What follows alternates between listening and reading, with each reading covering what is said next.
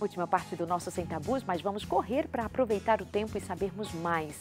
Hoje falamos sobre as infecções sexualmente transmissíveis, muito conhecimento, muito aprendizado. Agora eu quero conversar com a doutora Marina para entendermos quais podem ser os sintomas de das infecções sexualmente transmissíveis para homens. Para homens, então, só lembrando que existem as que são sintomáticas e as que são assintomáticas. Se eu for falar das sintomáticas, então, nos homens, o que mais caracteriza nos homens são os corrimentos uretrais. Então, o homem ele pode ter um tipo de corrimento uretral que é fisiológico. Então, aquela secreção clarinha, sem cheiro, que antecede o sexo. Ou existem alguns homens que têm um pouquinho mais de produção de secreção uretral clara e sem cheiro, ela não preocupa muito não, viu? Agora, se essa secreção aumenta, ela fica amarelada, esverdeada e acentua-se no período da manhã, aí o homem tem que ser pesquisado para clamidiose e para gonorreia, né? Que são as chamadas uretrites, que podem evoluir para uma doença perigosa nos homens chamada de prostatite, que é quando essa infecção alcança a próstata. Aí sim o homem vai ter um grande problema, Darleide, porque a próstata é um órgão mal vascularizado, os antibióticos chegam pouco lá, aí é tratamento para mais de 30, 60 dias tomando antibiótico, os homens sofrem. Eles sentem um mal-estar na hora de sentar, um peso aqui na região pélvica, a impressão que eles têm é que tem uma bola de boliche ali abaixo do escroto. Então, se o homem tem uma sensação de peso na hora que dirige, na hora que anda de bicicleta, ele precisa procurar um urologista para avaliar essa próstata. Mas também existem as lesões no pênis também. Então, por exemplo, o herpes, né? É muito comum as pessoas terem herpes tanto na boca quanto nos órgãos genitais, não tem cura, ele reaparece de acordo com o estresse, com a imunidade, que é um conjunto de vesículas bem pequenininhas com conteúdo líquido dentro e que dói muito. Então essa é uma característica do herpes, ele dói muito. Herpes da boca pode ser o mesmo herpes da região? Na maioria das vezes é o mesmo, ele só se manifesta lá. Tá? É considerado uma doença sexualmente transmissível também, mas existem várias outras formas de se pegar herpes. Até se uma criança ganhar um beijo de um adulto com herpes, se tiver vesícula ativa, ele pode passar para a criança também, né? Então aí eu vou ter as DSTs, as istes no caso, né? Que doem e que não dói. O herpes dói muito. No caso da sífilis não dói nada. Às vezes passa despercebido por não doer. Eu também tenho o cancro mole, que esse também dói muito, que aí são várias lesões bem úmidas, com conteúdo de pus. Então, qualquer lesão, Darleide, qualquer lesão que aparecer no pênis, o homem tem que procurar ou o urologista ou o infectologista. E a mulher a mesma coisa. Apareceu uma lesão que ela não está entendendo o que é, procura ou o ginecologista ou o infectologista para saber o que é. Porque pode ser uma coisa super simples ou uma coisa mais complexa. Agora, é muito normal homens e mulheres terem muita vergonha de falar a respeito de ter uma infecção sexualmente transmissível, até de procurar o médico, tem vergonha, não é feio, ai meu Deus, vão dizer o que de mim, não é? Não é para ter, né? Por exemplo, volto a falar da sífilis, que é uma coisa simples de tratar, mas que se não for tratada pode ter consequências horríveis. Por exemplo, a sífilis terciária, que pode dar uma forma neurológica de sífilis, Darleide. Se não tratada, a pessoa ela pode ter confusão mental, ela pode ter alteração no andar, no falar. Então, pode dar lesões cerebrais irreversíveis. Então, realmente, as pessoas precisam quebrar esse tabu, tem que encarar as doenças nos órgãos genitais sexualmente transmissíveis como qualquer outra doença, procurar um médico de confiança e tratar. Até porque fica entre você e o profissional, Sim. Fica entre você e sua mulher e você, enfim, não vai sair alardeando, mas não pode ficar se escondendo, negando. Sabe o que acontece muito? De homens que têm algum outro tipo de transtorno, por exemplo, tem ejaculação precoce ou a ereção não está bem e se nega a fazer sexo com a mulher para esconder, para não dizer, para não aceitar, isso só acarreta mais problemas, só estende mais o seu próprio sofrimento. Não custa nada, marca uma consulta, vai no postinho, pega Eu sei que não é assim alguma coisa que nós queiramos, mas é necessário se acontece. Uma coisa importante que eu queria lembrar, Darleide, é sobre a higiene, principalmente dos homens.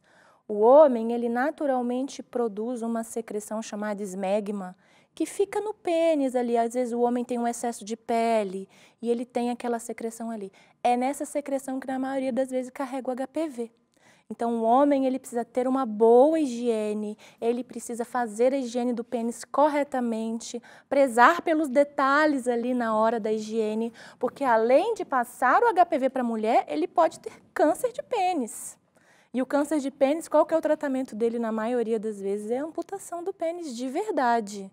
Então, os homens precisam se preocupar com a higiene do órgão sexual. Óbvio que eu estou falando da amputação como uma forma mais avançada, né? Extrema. Mas a gente precisa saber que isso existe, né? E a gente não quer que aconteça com ninguém, né? Claro. Então, a higiene, lavar, comprar um sabonete próprio para o órgão genital, lavar, ter o cuidado de lavar, às vezes, principalmente o homem que tem o excesso de pele. A gente fala que o homem que tem um excesso de pele, se ele não quiser operar para tirar, ele precisa ter hábitos de higiene nota 10. Doutora, também tem o fato de o homem, ao fazer xixi, vai ao banheiro fazer xixi, ele está com as mãos no trabalho, e às vezes ele próprio carrega para o seu órgão genital bactérias, enfim, sujidade que vem na própria mão, porque ele não tem o costume de lavar as mãos antes de fazer xixi. E tocar no pênis, né? Tem que lavar antes e depois, né? E depois. Exatamente. E depois... Ou então higienizar a mão com álcool também. Carrega o álcoolzinho ali no bolso e só de higienizar a mão com álcool você já está bem seguro. Eu tenho a impressão que a maior parte dos homens não lava a mãozinha antes. Eu também tenho. Não sei, estou aqui com as minhas butucas desconfiando. Então falamos sobre... agora para as mulheres, né? Alguns outros sintomas para as mulheres. Vamos falar das mulheres, então. A secreção também é a número 1, né? Então, mulheres que têm corrimento vaginal, é normal, né? Muitas pessoas me perguntam isso. É normal que a mulher tenha um corrimento fluido, claro, transparente, levemente esbranquiçado, sem cheiro. É normal. Isso faz parte da umidificação vaginal, algumas mais, outras menos. O patológico é quando esse fluido, esse corrimento, ele é com odor fétido, né? Então, a gente tem que aprender a cheirar os nossos fluidos também, viu? Para saber se tem alguma coisa de errado. Na maioria das vezes, Darleide, o parceiro fala para a mulher. Ele fala, tem alguma coisa de errado, procura um médico, que o cheiro está diferente. Então, a gente pode até perguntar para o nosso marido também, aí, tá tudo bem? Ele ajuda a gente nesse sentido. Então, se tem um corrimento amarelado, esverdeado, com odor, com descamação da vulva, então, quando a mulher abre os grandes lábios ali, ela pode ver uma descamação, uma hiperemia. O que é isso? Uma vermelhidão, um prurido. Às vezes o prurido, a coceira, é tão intensa que a mulher se escoria com as próprias unhas. Né? Então, realmente, isso é perigoso. E mais perigoso ainda é quando a mulher sente dor pélvica. Existe uma doença chamada DIPA, que é a doença inflamatória pélvica aguda, que são causadas pelas mesmas bactérias que eu falei dos homens, a clamídia e o gonococo, que causam uma infecção do nosso assoalho pélvico lá dentro. Então, aquela mulher que tem a famosa dispareunia, o que é a dispareunia? A dor no ato sexual. Aquela mulher que constantemente está com uma dor que não sabe dizer exatamente aonde é, junto com esse corrimento que vem e vai, com essas características patológicas, ela precisa procurar o ginecologista para fazer um ultrassom, para ver o que pode estar acontecendo, fazer um exame local, passar o espéculo, ele vai ver as características dessa secreção para ver se não pode se tratar de uma DIPA, que é perigosíssima, inclusive pode evoluir até para cirurgia. Interessante que aqui nós já falamos muitas vezes sobre a dor na relação sexual que muitas mulheres se queixam de sentir, e nunca havia sido feita essa associação que pode ser um processo inflamatório agudo e que não está sendo relacionado a essa dor. Né? Se ela já aventrou todas as outras possibilidades, então não é a minha lubrificação que está ruim, não é a minha cabeça que está ruim para ter a dor, e eu ainda consigo sentir, ainda continuo sentindo essa dor, eu preciso excluir uma doença inflamatória pélvica, com certeza. Fica essa dica, né, gente? Menstruação irregular pode ser sintoma de alguma infecção também em algum momento? Na maioria das vezes, não. Né? Menstruação irregular vai ser de causa hormonal, na maioria das vezes. Só lembrando que tem algumas doenças que se manifestam mais na menstruação. Por exemplo, a candidíase, que não é uma infecção relacionada ao sexo, mas é uma infecção genital, pelo sangue ser um meio de cultura, as mulheres podem ter mais candidíase vaginal quando estão menstruadas. Então, se você tem um aumento do prurido, da coceira durante a menstruação, você pode ter uma candidíase vaginal. Essa não é considerada uma IST, tá bom? Entendi. Porque a cândida faz parte da nossa microbiota. Então, ela tá ali já, tá? Sabe uma coisa que eu também faço lembrar? Há muita infidelidade hoje entre os casais. E quando a gente fala de infidelidade, nós ficamos muito no aspecto da dor emocional, do sentimento de que uma traição, ou dos sentimentos que uma traição desperta na pessoa traída, o fim de um relacionamento, a possibilidade de um fim de casamento, de um relacionamento, essa dor. Mas às vezes nós não consideramos como deveríamos os riscos que uma pessoa que tem atividade sexual ou que se relaciona sexualmente com uma terceira pessoa fora do seu ciclo conjugal, fora do seu ciclo mais seguro, e a gente precisa pensar nisso.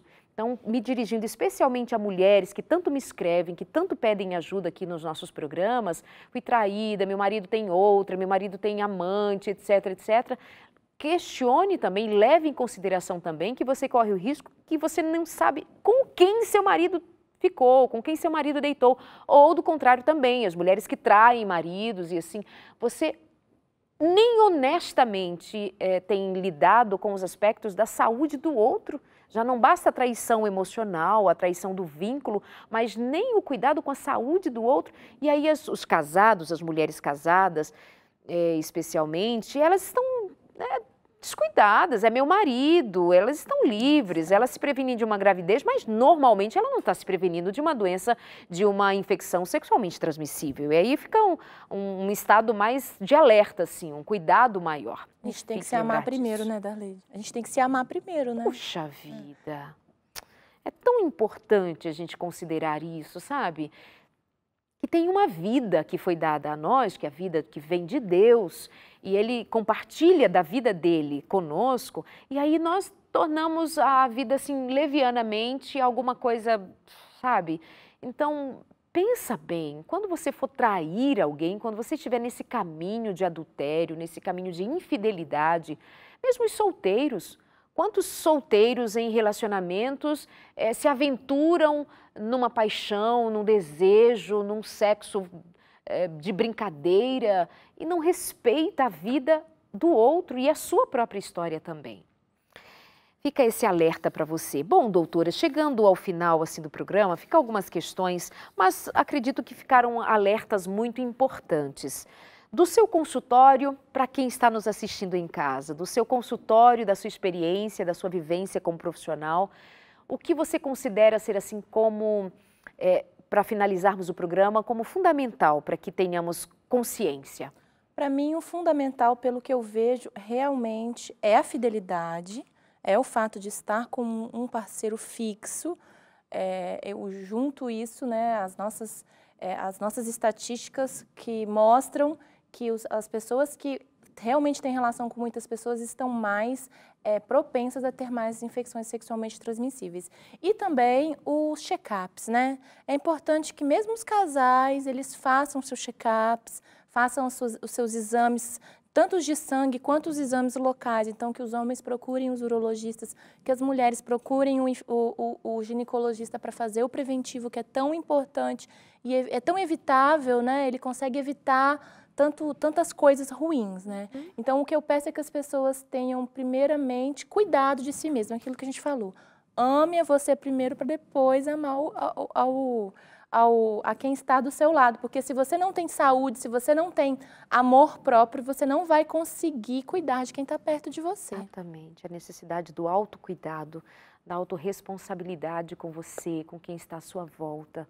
É considerar que quando Deus nos diz alguns nãos, é pai dizendo para os filhos, melhor não se aventura, Por que nós temos nos aventurado a viver experiências tão levianas, colocando em risco a nós mesmos? Por que nós não consideramos, com a inteligência que temos, com o conhecimento que temos, noutros tempos não tínhamos o que temos hoje à nossa disposição? É verdade, a ciência evoluiu tanto, né, para ajudar a gente, na verdade. A gente precisa entender que a ciência está aí para ajudar a gente. Que por mais que nós gostemos dos tratamentos naturais, que nós sejamos adeptos às terapias naturais, há uma boa dieta, há um bom convívio social, mas nós estamos aqui nesse mundo propensos a adquirir as doenças que esse mundo nos traz. Então, a gente tem que ter inteligência para juntar sempre as duas coisas, aquilo que a ciência pode nos ajudar e aquilo que o que vem de Deus também pode nos ajudar. Exatamente. Doutora, muito obrigada, foi bom recebê-la, um privilégio. E ter uma infectologista aqui nos ajudando a pensar sobre essas questões. E certamente, quando nós temos a informação e trabalhamos com ela a nosso favor, estamos mais seguros. Então, muito obrigada, foi muito bom tê-la. Obrigada. Quero agradecer a você também pela companhia. Quero sugerir que você continue estudando, continue percebendo a si mesmo, identificando em você as suas próprias necessidades. Dialogue com o seu marido, dialogue com a sua mulher, conversem sobre a prática sexual de vocês, o que vocês pensam sobre, que vai muito mais além do que pode ou não pode. Por que eu trago outra vez isso em questão? É que especialmente os religiosos têm em mente saber ou querer saber o que diz o pastor, o que diz este ou aquele profissional, mas dando apenas uma básica resposta. Não pode ou pode. Isso é muito infantil para adultos como nós, que temos competências a serem desenvolvidas, e quando nós temos conhecimento e dialogamos com esse conhecimento, nós vamos inclusive criando bases mais seguras para nós resistirmos às tentações, as possibilidades dos erros ficam diminuídas quando nós temos consciência do porquê, do como acontece, do que me favorece, do que me prejudica. Então considerem, conversem sobre isso.